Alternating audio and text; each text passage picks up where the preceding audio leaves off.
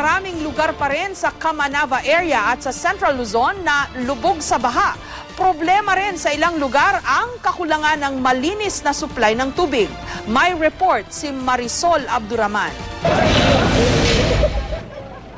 Sa boundary ng Malabon at Valenzuela, abala ang payloader na ito sa paghahakot ng mga pasahero. Mataas kasi ang baha kaya't hirap pa rin ang mga tao makatawid. Ganito rin ang sitwasyon sa Barangay Catmon sa Malabon. Ang ibang residente na trap sa kanilang bahay pero meron ding tuluyan ang nawala ng tirahan. Hirap na hirap kami sa kakabalik-balik dito sa barangay. Nilubog na rin ba yung bahay?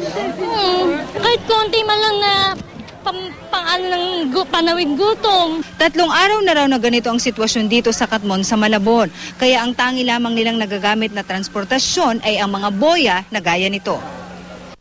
Hanggang dibdib pa rin ang tubig sa Marula sa Valenzuela.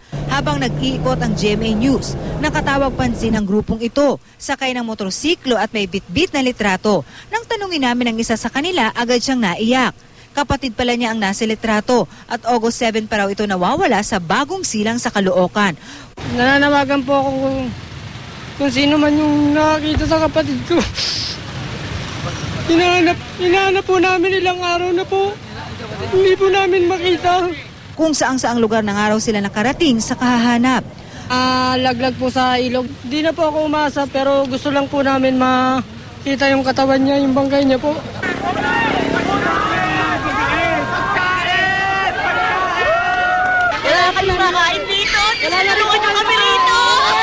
Sa Barangay Gasak at Northville, Tubayugo sa may Kawayan, Bulacan, gutom at uhaw ang inabot ng mga residente. Ang mga walang mainom, pinagtiyagaan na lang daw ang tubig mula sa tubong ito o di kaya pinakukuluan daw ang tubig ulan. There will always be shortage on everything kasi yung mga tao naman ay ala namang kapunuan, lalo na ngayon na mapakarami ang naapektuhan nito. Problema pa rin ang baha na bukod sa malalim at mabaho ay may halo pang langis. Sabi ng mga residente, posibleng galing ang langis sa kalapit na pabrika.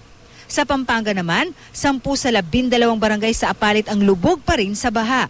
Ang MacArthur Highway mula Apalit hanggang San Fernando, mistulang lawa. Lalim doon kaya bumalik na kami, pinaglakad na lang namin yung mga pasahero. Gano'ng kalalim? Malalim, lumulubog nga yung gulong. Sa gitna ng kalamidad, ang babaeng ito abala sa pag-iikot. 2 araw na kasing patay ang kanyang apo at hindi maiuwi sa kanilang bahay dahil walang sasakyan. Ayaw na nga po magsakay ng sakang malas daw po. Yan, umiikot nga po ako, naghanap ng sasakyan, wala akong mahiram, wala po ako maarkila. Nag-aarkila po ako, wala raw po makakabot na sasakyan doon. Pinangangambahan pa ang pagtaas ng tubig dahil sa pagkasira ng Arnedo Dique. Marisol Abduraman, GMA News.